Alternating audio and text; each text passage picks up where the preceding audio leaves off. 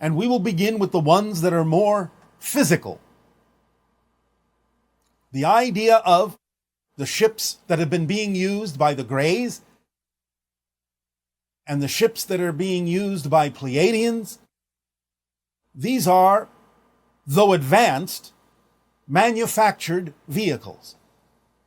Their techniques may be very advanced compared to what you are used to using to create vehicles, but they are nonetheless manufactured vehicles and serve their purpose at this point for those particular civilizations.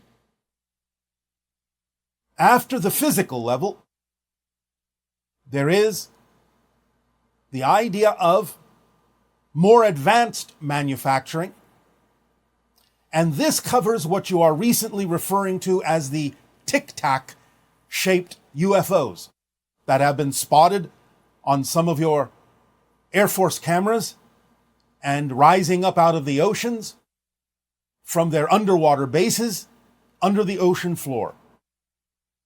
The tic-tacs are mostly inhabited by the hybrids that will eventually come to live among you.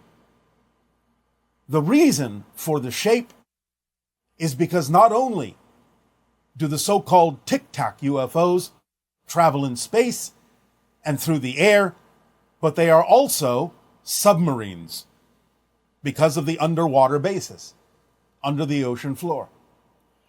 They are very advanced in terms of their manufacturing techniques, but this is what you will get used to seeing the closer you get to the idea of the initial contact of the hybrids who will live among you.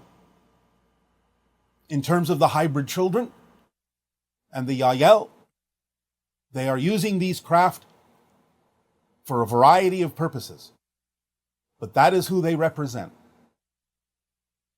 Then you have the quasi-physical crystalline crafts such as our own, the triangles, which are grown on a force field, a type of crystalline substance that is nanotechnological and can take many forms depending upon what is required inside the craft.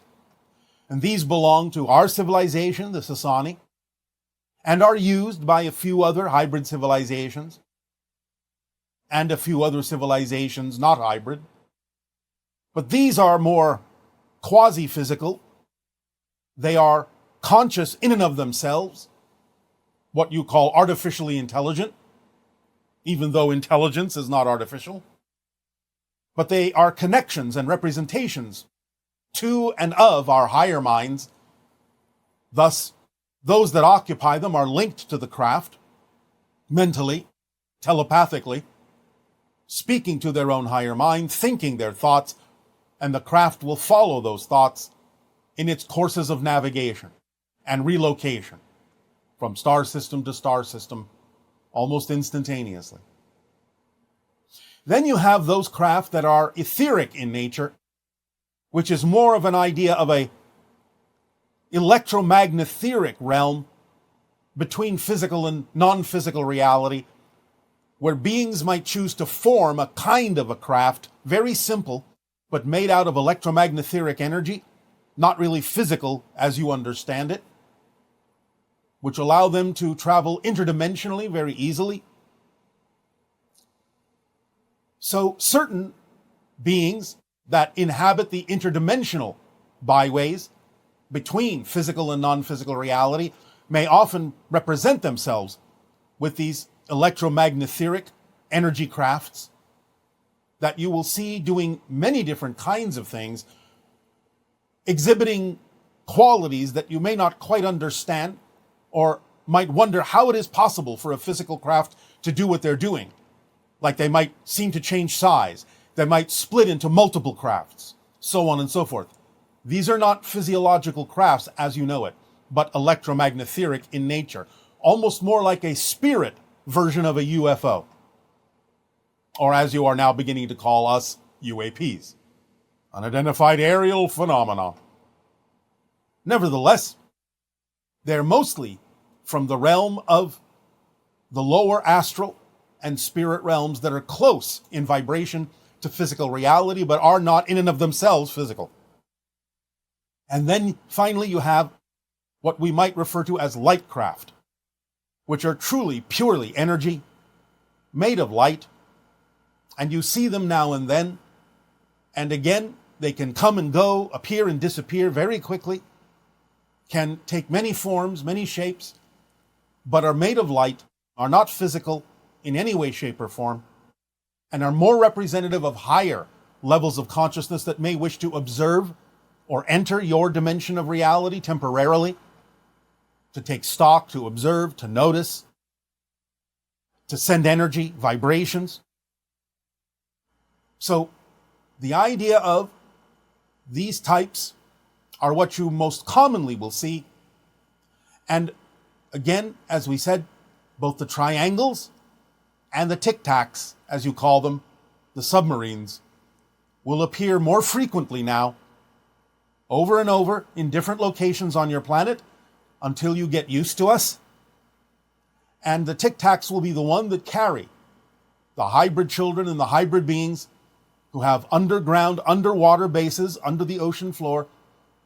So they are here preparing to live among you and will eventually become much more common in your skies as things unfold, as things progress toward the idea of open contact. So these are the types of UFOs you will be dealing with, and the types of beings within them that you need to know about for the moment. For these will be the types that you will encounter more often than others for now. Eventually there will be other UFOs from other civilizations, but we will address those ideas at another time. So we thank you for allowing us to share this information about these different types of craft who are visiting you, who are interacting with you, and how they will become much more frequent, much more common in the near future. In return for the gift you have given us in allowing us to share this information with you, I ask at this time, in what way may we now be of service to you? You may begin with your questions and dialogues if you wish. Idea that government or financial powers that are secretly guiding everything in this long-term controlled way. Is there stuff like that actually going on that needs to be revealed and processed and sorted out? Or is it more of a conspiracy rabbit hole that some people go down, but not something that necessarily applies to collective consensus reality? To some degree, some of the idea of these conspiracies does exist because people on your planet that are negatively oriented will attempt to dominate certain aspects of your society. But they are not necessarily to the degree that many people think. Many people, because of their fear-based beliefs, will blow this completely out of proportion, even though some of them are based in some degree of fact.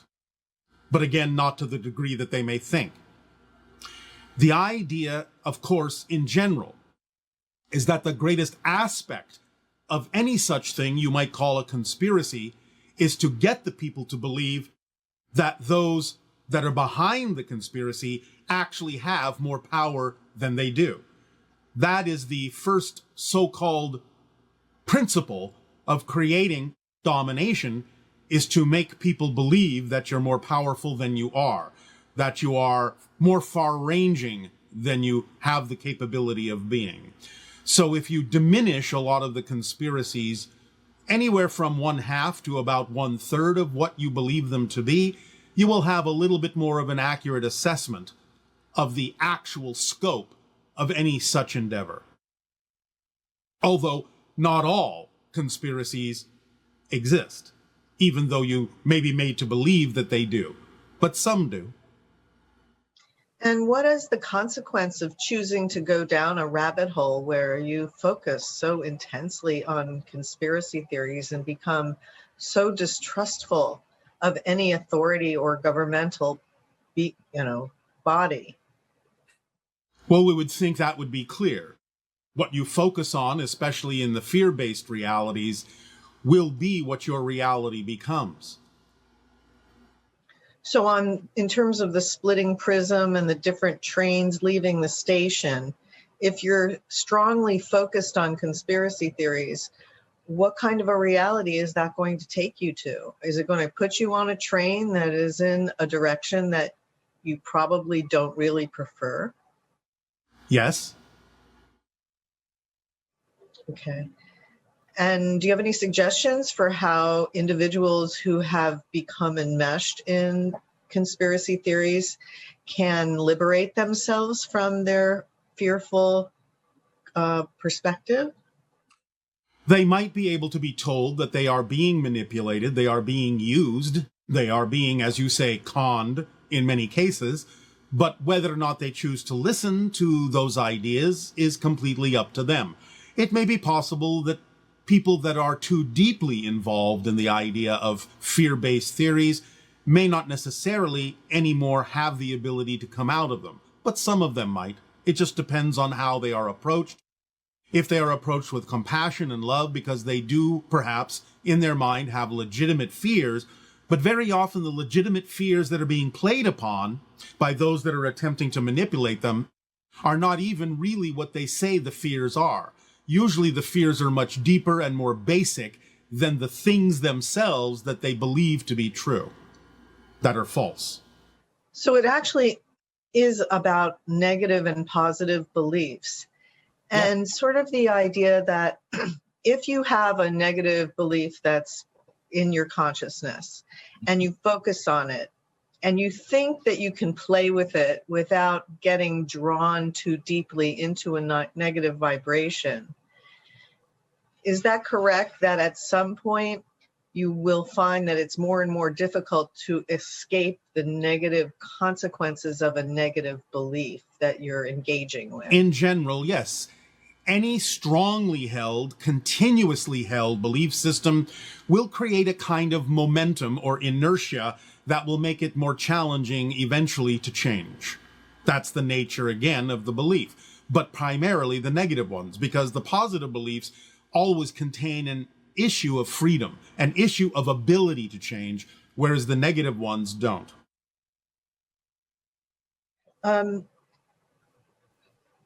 After we die, do we still have some of the same interests and desire to follow through with unresolved issues that we were working on in our life? Yes, you can. But you can still make a decision as to how to go about that, when to go about that. So, yes, if you feel that there are things that were unresolved or not played out fully, you may choose a scenario in some way, shape, or form, whether physical or non-physical, in which to complete that scenario somehow, or at least create some experience that balances the idea of the energy out. And if all that is positive, half positive and half negative, and everything is made out of love, does that mean that negative is made of love as well? Yes, of course, everything is. But remember, first of all, it is more like the idea of 51% positive and 49% negative, because the center point, the balance point, gives you still the chance to choose, the freedom to choose, and therefore you could say that existence is slightly bent in the positive direction. The idea, again, is for people to understand that everything is made of the vibration of existence, which you translate as unconditional love. Negative as a mechanism is not necessarily negative as an experience in the value judgment way of phrasing that, because you are using negative mechanisms to focus your consciousness to have a physical experience, which you have to do in order to experience the concept of physical reality, because you are a bigger being than that. So you do have to impose negative mechanical frameworks on your consciousness in order to limit your ability to perceive yourself as a greater being, at least temporarily. So by applying those negative frameworks, that's not necessarily for a negative reason, so to speak. So the idea primarily is to understand how to use these mechanisms, the positive, the negative, but in a way that always has a positive result, a positive effect, if that's what you prefer. So in a sense, are those who have gone farther into the darkness eventually able to go farther into the light? And is there some benefit to having experienced a lot of suffering? Well, there can be. Again, it depends on how you use things. Remember, it's not about what happens, it's about what you do with what happens. So those that have allowed themselves the opportunity to finally let go, no matter how far into darkness they've gone, can snap and spring very rapidly onto the side of light. But again, it depends on the theme that they're exploring. Of course, ultimately, when you go into spirit, you will realize these things, and therefore you will have more freedom to recognize why you chose what you chose and how to utilize it to propel yourself in the direction that you prefer. So the things that we're talking about here, not that positive and negative don't exist on every level, but they're experienced very differently as physical reality. And therefore, when you stop being physical, you do have a little bit more insight and a little bit more freedom, a broader range of point of view with which to examine and assess what you did in the physical reality. And therefore, you have more freedom to use it in the way that you prefer to. And you've taught us that in order to clear a negative belief, we have to ask, what would I have to believe is true in order to feel this way? Generally, yes. Or the alternative question, if I did in fact move forward in the way I say I prefer to, what am I afraid will happen? For most people on your planet, that will usually reveal the negative belief. Okay. So, and actually the wording for what would I have to believe is true about myself in relation to this situation. Yes, that's the more precise, that's the more precise way to phrase it. Because it's always in relation to what's going on. So when you ask that question, does it put you in a specific state of mind that allows you to have an answer? Yes, if you're willing to listen. That's why we sometimes suggest the alternative form of the question, because so many of you are so used to the idea of fear that you can use it to your advantage by simply admitting that you're afraid of something if you move forward. It will usually be a quicker and clearer way to recognize what the fear-based belief is, because you're asking for it specifically. What am I afraid of? And if you're honest and willing to listen, the answer will come. So if the question it brings the answer of I don't feel worthy. Yes. What is the antidote to that? Well, again, it's understanding the nature of existence as we have described many times before. If you really, truly were not worthy, you wouldn't exist, because there are no mistakes per se within creation. So by saying I'm not worthy, in a sense, paradoxically, that's actually quite arrogant, because you're saying I, out of all of the beings in existence, am the only one that is not worthy of my existence. Believe me, if you weren't worthy of existence, you would not exist. So what you're doing by saying I'm not worthy is you are arguing with existence itself about the idea that you exist. And you will never win that argument, because you can never cease to exist. So if you can understand the way we're describing this structurally, you can snap yourself out of that illusion that you're not worthy. And again, remember the paradox. You have to be worthy of your existence in order to create an experience of unworthiness. So like one person here is saying that, they feel negative emotions and negative beliefs are something bad and that there's something wrong with them, but they can't help they can't resist their negative beliefs. Yes, they can. Yes, they can. The idea that you can't resist your negative belief is a negative belief in and of itself. That's what you have to pay attention to, is that that's not a fact. When you say, I can't resist my negative belief, that's not a fact. That's the negative belief attempting to convince you that it's very difficult and very challenging to let it go, because that's one of the ways that negative and fear-based beliefs have of perpetuating themselves, because that's what all beliefs are designed to do. Because if you didn't buy into a belief as true, whether positive or negative, you couldn't have a physical reality experience. It's the depth of your belief in the belief that creates the physical reality experience. Therefore, beliefs reinforce themselves with emotions, with thoughts, with behaviors and reflections of experience to make themselves seem like facts. But when you really listen and say, I just can't change this, I just can't resist my negative belief, you're not stating a fact, you're parroting the negative belief, who is designed to make sure you don't let it go. So no matter what comes out of your mouth, no matter what goes through your mind, those thoughts are not facts, and you have to pay attention to that idea and see through the smoke and mirrors, no matter how real, no matter how challenging, no matter how difficult it may seem, you are simply buying into a belief, and beliefs can be changed. And if you feel like, oh, I want to eliminate this, I'm stuck, like the idea of rejecting the negative belief, what is the appropriate way to reject a negative belief without, in a sense, getting caught up in it? You don't reject it. You accept that it's there. You own it. And you say, I must be doing this for a reason. What could the reason be?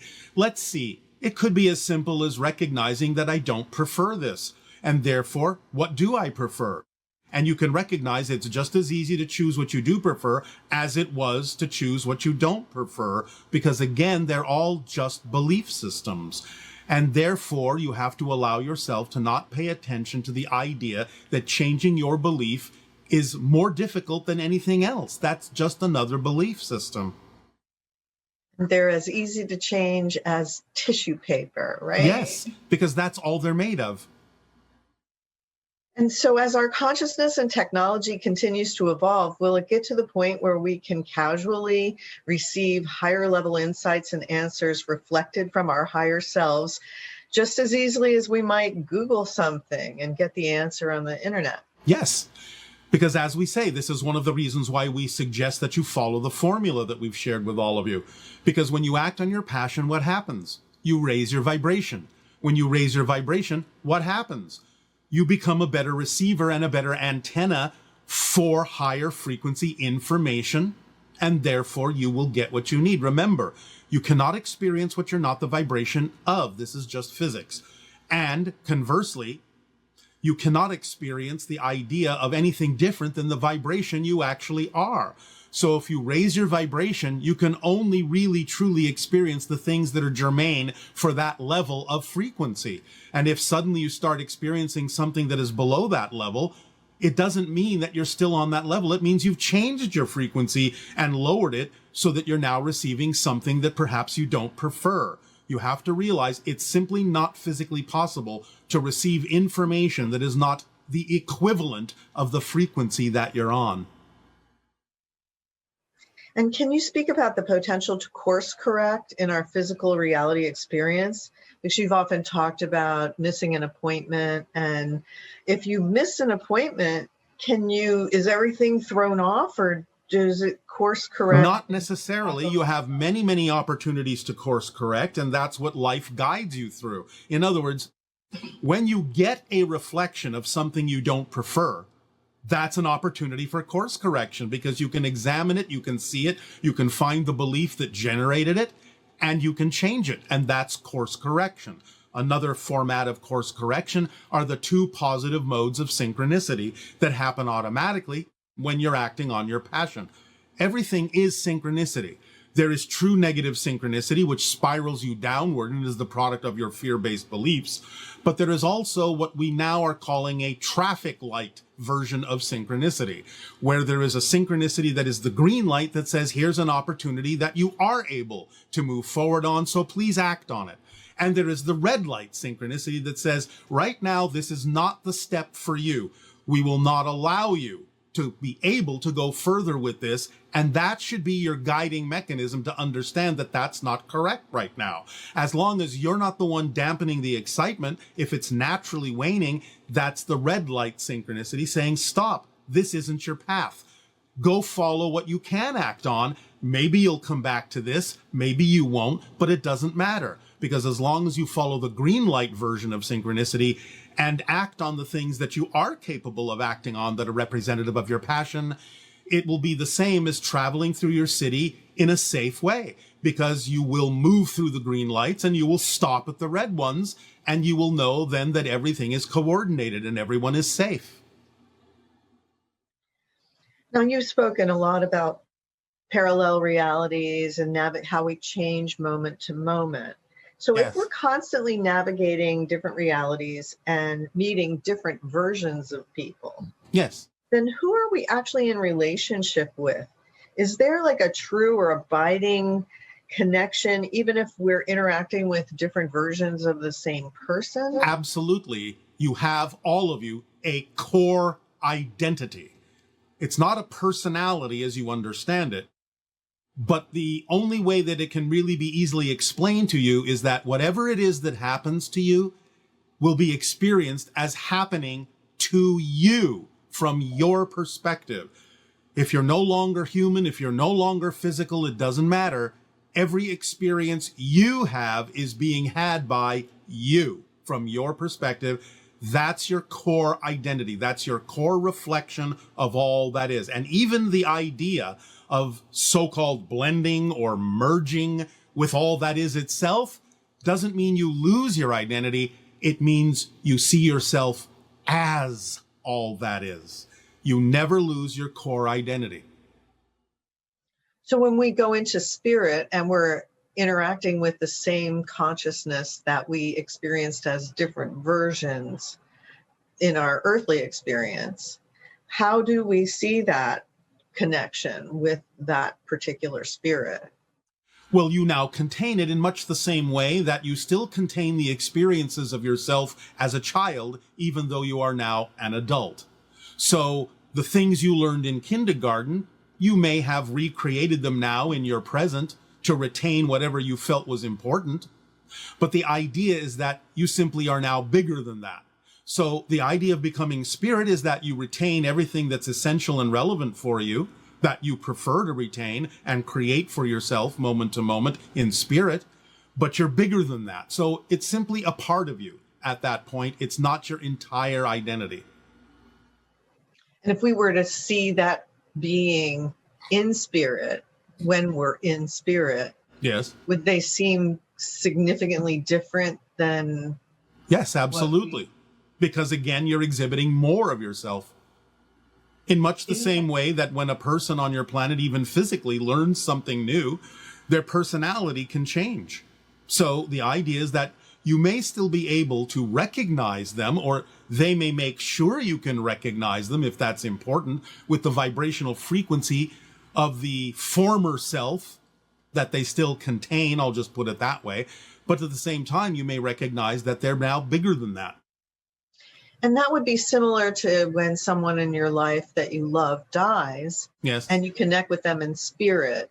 Yes. If they haven't behaved well towards you during their lifetime or whatever, Yes. when you actually connect with them when they're in spirit, you get a very different version of that. For the most part, absolutely. Unless there's someone who still has something to work out and they remain in what you call the lower astral and still appear somewhat similar to the way they appeared in physical reality. Generally speaking, people that move forward and move on will be perceived as being somewhat different than what you remember them as being as a physical person, even though you may still be able to recognize them, or they may be still able to project themselves to you in the way that you will recognize them. But you can get a sense that they're bigger than that now, and overall you will get a more overwhelming sense of unconditional love from them, because now they're, in a sense, immersed in it in a conscious way. So that's a really powerful tool for resolving issues that you may have had with someone that passed.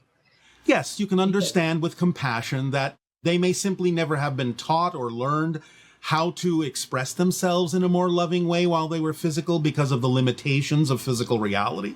But now their eyes, in a sense, are wide open. And therefore you can relate to them as a bigger being that's a more unconditionally loving soul. Wonderful. What do the folds in the brain do, and why do some animals have more folds than even humans? And how different are human brains from the gray or Sasquatch brain? All right. Well, the folds are, in a sense, to put it simply, for efficiency's sake. you wouldn't want your brain to necessarily stretch out its full length by unfolding all the folds. You wouldn't have room in your head. So the idea is also that the way it's folded allows for certain kinds of interconnectivity to happen because certain synapses are closer to other synapses in a way that allows them the degree of flexibility that they require to be able to process consciousness into the physical mind format. Now, some other beings, animals, as you may say, may express this consciousness in different ways, and the folds in their brain will represent this idea. So it's not so much that anything is less intelligent. It just uses intelligence in a different way. The different kinds and ways that the brain is folded is an expression of the different ways in which intelligence may be used or expressed by the different being. And therefore, you would have to understand the science of those folds in order to understand why the brain of a gray or a dolphin or a Sasquatch or even a cat or a dog exists the way it does. Because it's always about efficiency, it's always about interconnectivity, and it's always about the efficiency of processing the consciousness of the higher non-physical mind into the way that the physical mind needs to express itself in order to express itself as the being that it is in physical terms. Did that make sense? Yes. Does the coronavirus have a type of group consciousness? Is it something we can communicate and negotiate with to benefit both sides? Yes, you can. But again, negotiation really means recognition of what is actually happening and why. So you have to be open to the idea of understanding its place in nature, how it serves you. Even though it may seem to be a very negative thing, it is definitely one of the guiding mechanisms that exists in nature, as we mentioned before about guiding systems, because the idea is that it is a guiding mechanism along with many other forms of life as to when you may be out of balance with nature. Right. And so when we're dealing with viruses and bacteria, isn't that also part of the idea that physical reality is an illusion? It is something that disappears in a sense? Yes, it's part of it. It's not the whole thing, but it's part of it. In other words, as we have said before, the way you actually know that physical reality isn't real is that things deteriorate in it. Because real reality, quote unquote, doesn't deteriorate. You've also said that dolphins are animals that represent the higher mind of humans. Well, it's similar to the idea. First of all, they use more of their brain or express more than you think you do in a different way.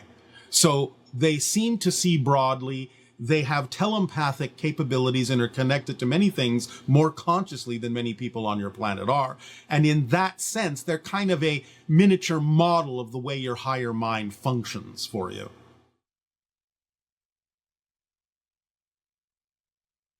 Did that answer your question?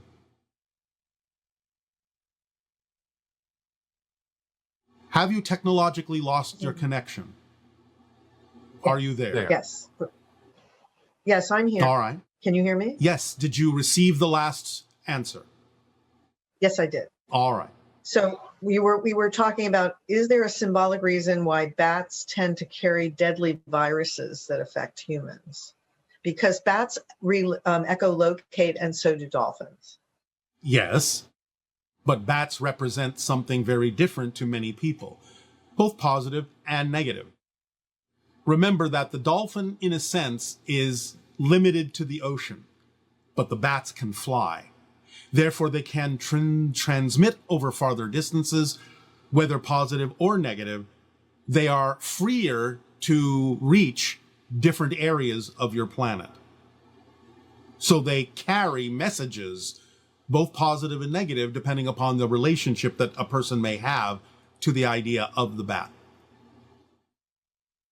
So the fact that bats are associated with the coronavirus and the idea that Many people are concerned that the coronavirus was man-made versus whether it was created by zoological jumping. Is the idea that if you're concerned about how the virus got Yes. to us, is that the correct way to focus on this? Or is it better to look at it through a different lens and not be fixated on whether it came from humans or it came from bats? What is the better lesson to learn from the... If you're asking the question that way, then the best lesson is to understand what it represents to you, as we said, that you're out of balance with nature. In that sense, it doesn't really matter how it arrived, because the lesson is the same. You're out of balance with nature. Okay. So we have lots of galactic questions. All right. Okay. So why do UFOs have different shapes and designs? Well, as we said in the monologue, it serves different purposes, and it can be the result of different manufacturing techniques. It can be the result of different frequencies of existence. It can be the result of the different kinds of realities that they travel through. For example, as we said, what you have recently referred to as the tic-tac or lozenge-shaped UFOs that are now being discussed by your military and released by your military into your media are designed that way because not only do they traverse space and air, but they're also submarines. Many of their bases are under the ocean. And therefore the design was chosen to be effective in a similar way to the way you design your submarines, to be less resistant a shape in different formats, different media. Can you tell us more about the different shapes that are related to different species? Well, there are the typical saucers of the Greys and the different kinds of saucers of beings like the Pleiadians. Ours, being triangular, are grown like a crystal, and therefore they take on some of the attributes that occur when crystals grow. The idea also, of course, of those that are less physical are able to be more flexible in terms of interdimensional beings that can create a temporary form of ship that you may see as a light that can change shape or split into many parts and so on and so forth, exhibiting more quasi-physical or less physical attributes. So it just really depends on what reality they exist in as to what you usually see as their vehicle that is relevant for them to travel in. And one person was saying how they showed their 4 and 6-year-old a picture of you, and they said it looked kind of creepy because the eyes were so dark, but I'm not sure if they were seeing actually a picture of a hybrid, because a hybrid has whites in their eyes. Yes, although our pupils are so large, sometimes you may not be completely aware of the fact, but nevertheless, there are versions of hybrids that do have all black eyes. And then the kids said, oh, after a while they thought, well, they look kind of cute. So do you... We think so. What? We think so. So how can you prepare children, or are they naturally prepared to be able to accept the visuals of extraterrestrials more than perhaps our generations here? To some degree, they are more prepared because they are a different species themselves, more hybridized in a sense. But it is also up to the adults to make sure they're not taught to be afraid. Right. More information that comes out is an opportunity to educate children into the reality of what's going on, that they're not alone, there are other extraterrestrial species that exist, and to allow them to get used to that idea growing up will prepare them better than the last generation. What about resistance from mainstream religion to the idea that humans are hybrids and that they were created through ET DNA manipulation and not created per se by God? Well, everything still comes from source. These concepts, when you really get down to it, don't really contradict each other. In the same way that if you have a child, you created the child, but the child is also from source, from God, if you want to use that term. So these concepts are not necessarily mutually exclusive. You just have to understand them from a different perspective or a different framework and give them their due at the level in which they exist. Because the existence of extraterrestrials and the hybridization of humanity is simply one of the ways that exists within God, if you want to use that term, for things to evolve. People may talk about the idea of the so-called difference between evolution and intelligent design, but really, in a sense, evolution is an intelligent design. So these things are not necessarily contradictory. If you look at them from a more neutral and balanced perspective, you'll figure out a way in which they paradoxically actually come from the same center source. And I guess genetic manipulation is a way that intelligent creation actually uses. Like they use us as tool, not they. Well, no. It's Remember that on a different level, you've agreed to this form of transformation because it's part of the Earth's evolution in becoming the sixth hybrid race.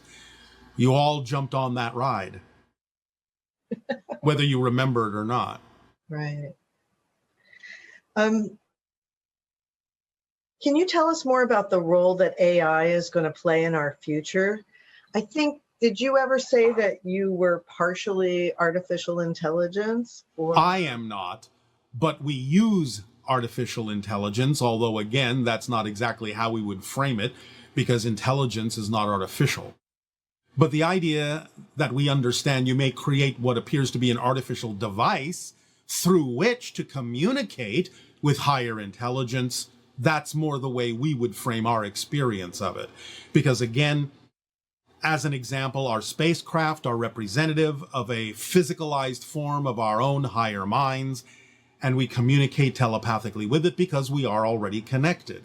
You will discover the same thing as best as we can perceive in your energy, because when you create a device through which real consciousness and real intelligence can express itself, the intelligence of the higher mind and the cosmos, you will realize eventually that you are in fact talking to your higher mind and talking to the intelligence of existence. So it's really just about creating a device that's sophisticated enough to allow the intelligence to express itself in a way that makes sense to you. And the orbs that surround your planet. Yes. They help stabilize the idea of the momentum that we have created to make it even more challenging to not be capable of choosing something that does not serve us.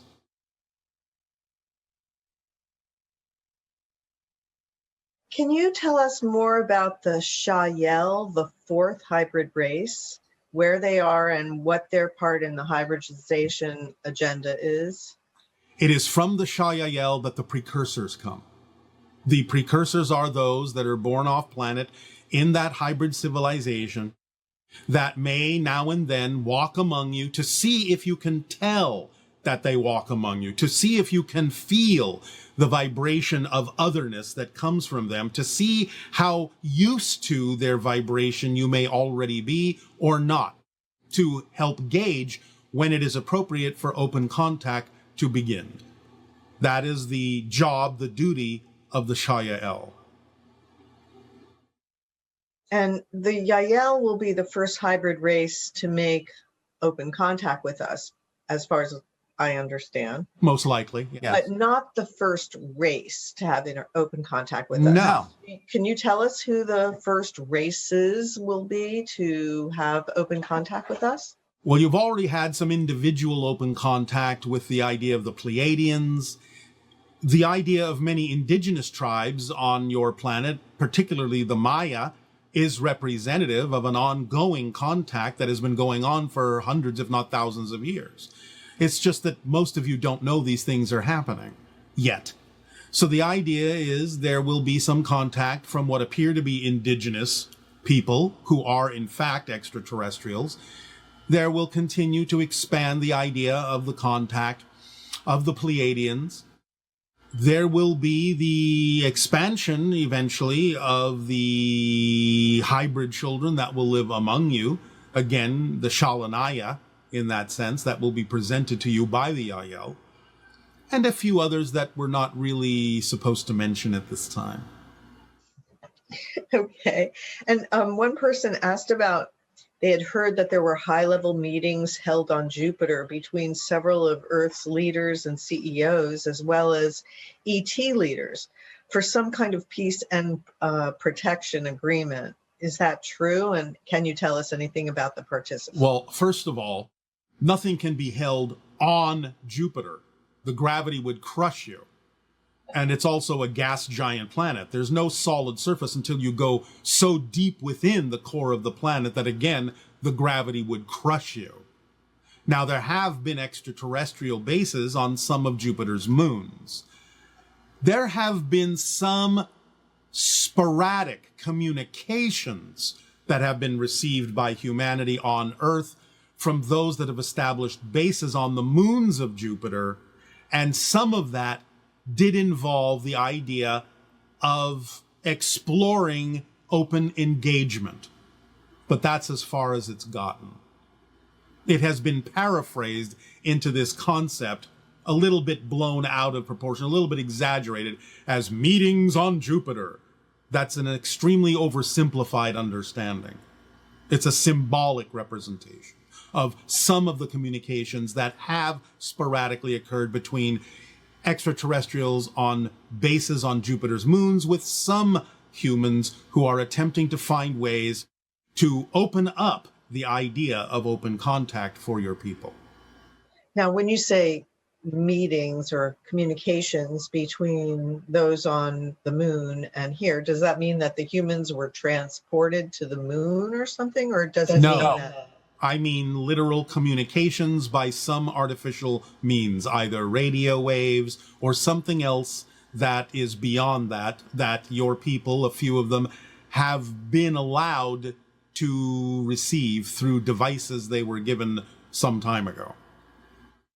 So this, you've mentioned that there were some extraterrestrial contact with Eisenhower. Yes. I believe. Is there anything more you can tell us about that so we can understand that in the context of this discussion? Well, a little bit different. It took place obviously at a different time, under different conditions, with different beings such as the Greys and the hybrids that existed at the time, and a few other races.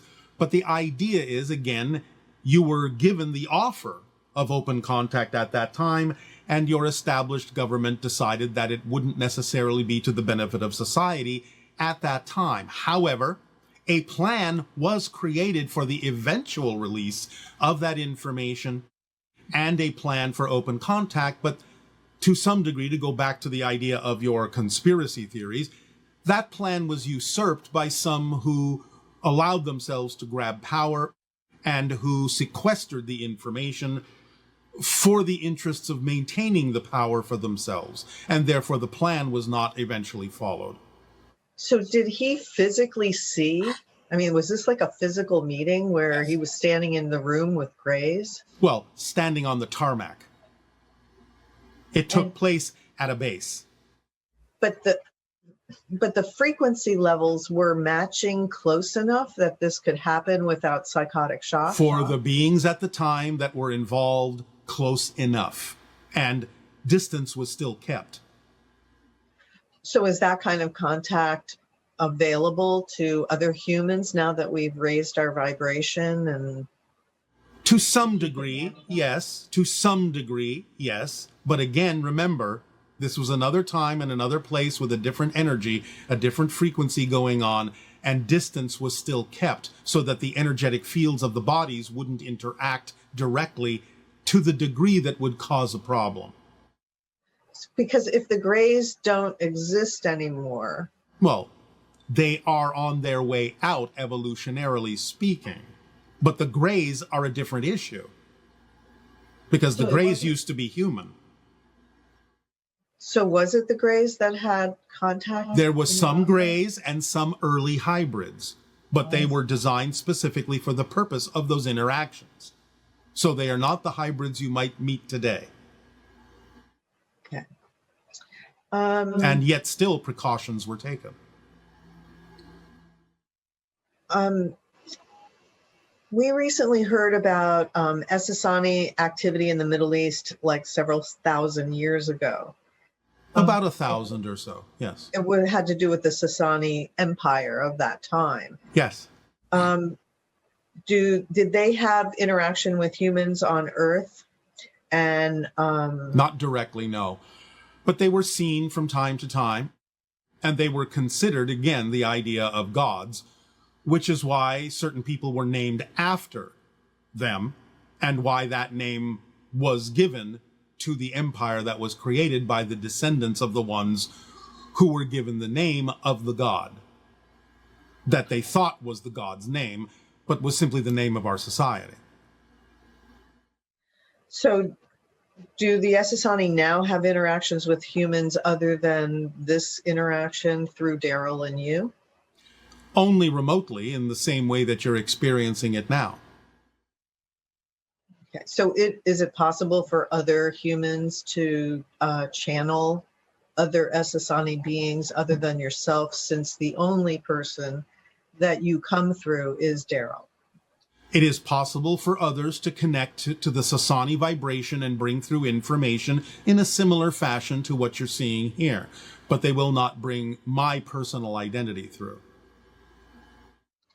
Okay, and what's the difference between ETs and angels? Angels, in a sense, euphemistically speaking, are the first reflection of all that is. ETs are simply beings that come from other planets. Angels are non-physical beings, higher dimensional beings, the first reflection of God, so to speak. The first shift in frequency from the all that is, as a reflection of all that is. Do you understand? Yes. Will the ETs, when we have open contact, will they share technology with us that helps us clean up our oceans, fix our planet basically from the destruction that we're experiencing? To some degree, yes, but the point is that you must begin to do that yourselves to show that you are ready for such things. We're not here to save you. We're here to help you. So you must begin those processes on your own for us to know that you're committed to those processes, and then we can help you. We can upgrade what you're doing.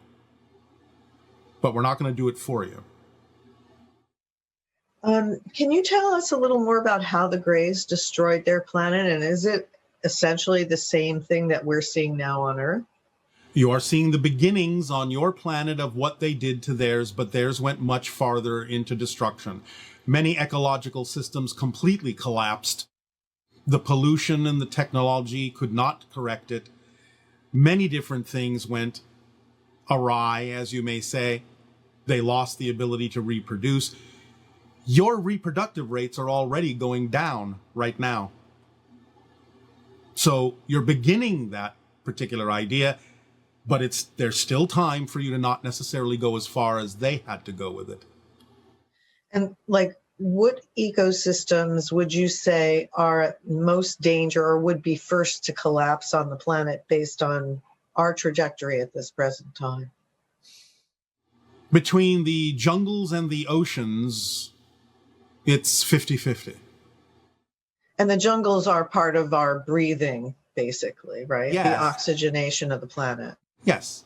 Now, you're already seeing massive changes in your climate, which in a sense is a natural cycle, but humanity with their technology has exacerbated it and accelerated it.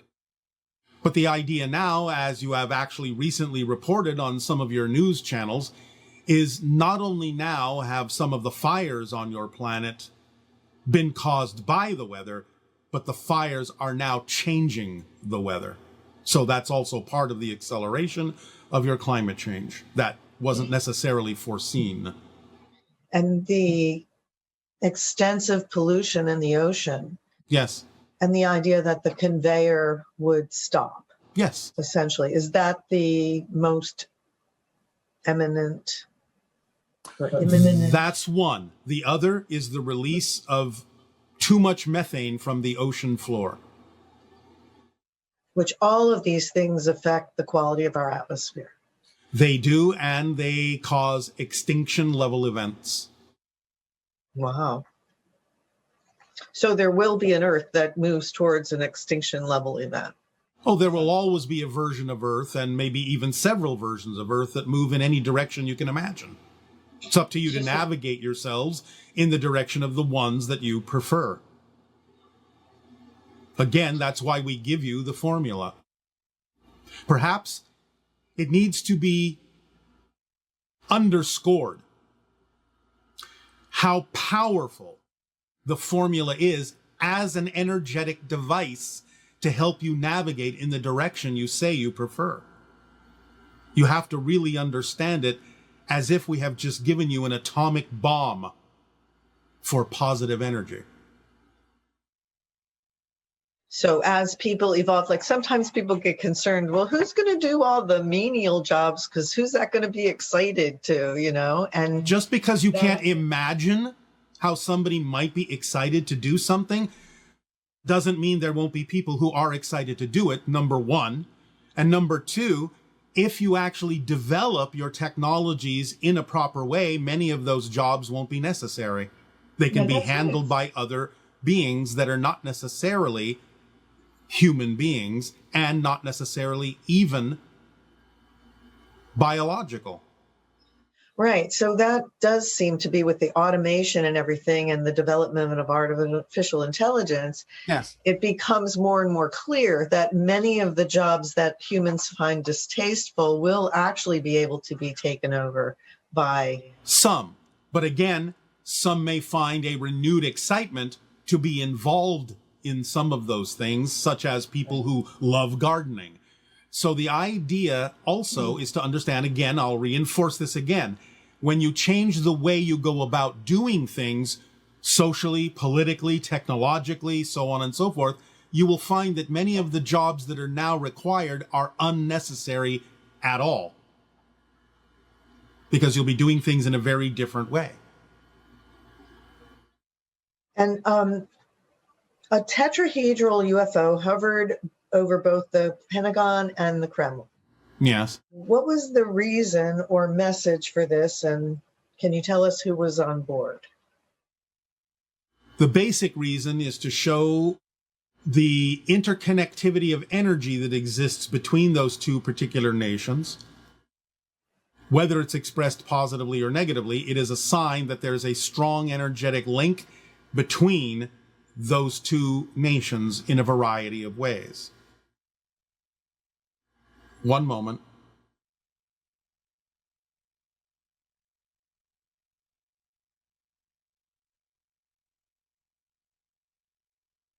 We are being told that we cannot reveal the identity yet.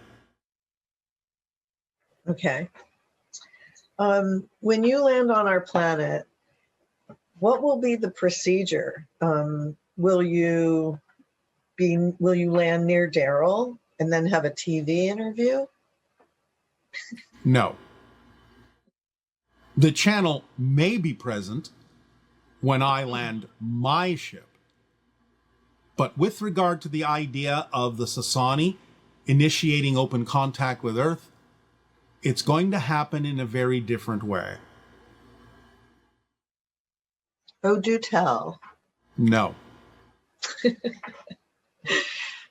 Just be prepared for the unexpected.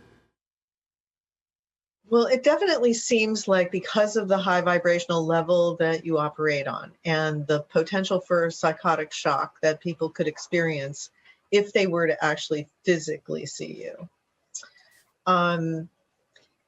Is it more likely that these kinds of interactions will happen telepathically in a sense, or when a person is in an altered state and they're at a higher vibrational level? That will be part of the beginning. But remember when we said that many actual interactions take place in a slightly altered version or frequency of physical reality? Yes. It's going to happen. It's going to feel at first a little bit more like a dream. But it will be real. And what happens when someone encounters your consciousness in general? Well, it depends on who that someone is. Well, clearly they would have to be of higher vibrational state to be able to have the encounter at all. Or altered enough that they can handle it, which is what I'm saying, is you may find that the actual beginnings of open contact with my civilization and a few others will take place in an altered state that may feel like a dream, and then slowly over time start to crystallize into something more familiar to you as physical reality. And the impact on the individuals that have contact with you? It will open up their ability to be inspired by higher frequency information tenfold. It will be life-changing, I would assume. Absolutely. You will never be the same again. I think many of us aren't the same again even now. This is true. But this will be a magnitude beyond what you can imagine right now. You will start to break down the concept of physical reality in a very particular way and start to perceive things more multidimensionally in a very particular way. So you will rub off on us in a sense. Yes. And can you tell us something about your parents and siblings? And are any of them involved in the current Earth Contact program? Well, we've already mentioned the idea that our father is a teacher of first contact specialists, and so he is very involved in that sense. My mother is, again, more involved in the idea of the natural construction of artificial environments in which certain scenarios can be played out before they are actually tried out in what you would consider to be true physical reality. Do you understand this? Yes. Simulations. She constructs simulations of realities for others to practice in. Does that make sense to you? Yes. All right. And similar to Anima in a different way, though, because she's more... Very different way. Anima is a social engineer. That's not the same thing. And what is your relationship to Anima? Colleagues. After first contact is made, you need social engineers to help you go through the process of acclimating to the open contact. Is she related to you? No, not in the way you mean it. Oh, okay. And siblings? Do you have siblings? I do. Do you feel like sharing anything about them? It's not about what I feel. It's about what's appropriate in the timing. We will save that for another story. Okay, yes, because we do really enjoy it when you share your stories with us. All right. And your father, can you tell us any more about him and what? Well, as we have said, he's one of the longest lived on our planet, over 1,000 years old at this point. The idea is that he conducts many different kinds of experiences that allow first contact specialists to practice their art, their craft, without actually causing any kind of damage to the real civilization.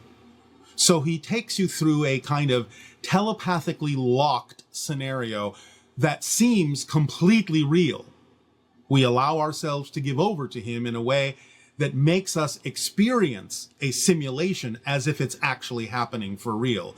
There is no question at the time that it is real until he unlocks us from that telepathic hold, so that we can learn what we have learned, what we need to explore, what we need to discuss, so to speak, to again teach us the process necessary to make sure we do not cause damage to the civilizations we will contact. So he's a very advanced Sasani consciousness. Yes, a very advanced first contact specialist, yes. Now, one moment. It is also him and a few others like him that introduce us to new contacts, to new dimensions of experience. His mind is connected multidimensionally in a very unusual way and introduces us to those new dimensions and those new consciousnesses that may inhabit those dimensions. So he opens doorways for our civilization to other experiences of other realities as well. So in general, the idea of humans being raised initially on planet Earth with the idea that this is the only reality and the things to focus on are having a great career or getting ahead, and all of these things keeps us very focused in a linear reality. Yes. And ET contact appears to have something more to do with the idea of like lucid dreaming, where you're able to shift into higher frequency states that you've forgotten about as a human. Yes. And that are now being reintroduced to us in a much more complete way to practice being able to exist and communicate on a higher frequency level that would be commensurate with contact with ETs. Yes, yes, yes. Would you like to add anything to that as a conclusion? Only that it must be done carefully, cautiously, over time, as you are ready for it, because even though many would just think we're just these physical aliens walking around on another planet, we're much different than that. And a lot of the so-called psychic shock that would come from a too close interaction with our frequency is because it would put you in touch suddenly. And we know this may sound like something that you would prefer, but it would put you in touch instantly with a much larger picture experientially of yourself in multiple dimensions simultaneously. And if your psyche is not ready for that, it can fragment and fracture.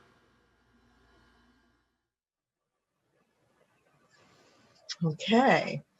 Well, thank you so much for sharing all this information about the ET world.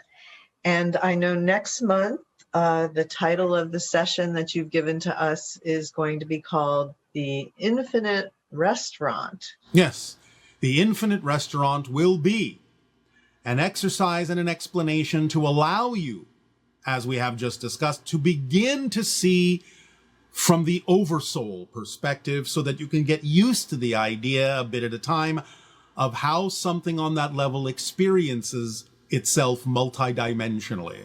So it will be a fun exercise that will be one of the first steps toward experiencing your own reality from the viewpoint of your oversoul. So please join us for a delicious, energetic meal in the Infinite Restaurant.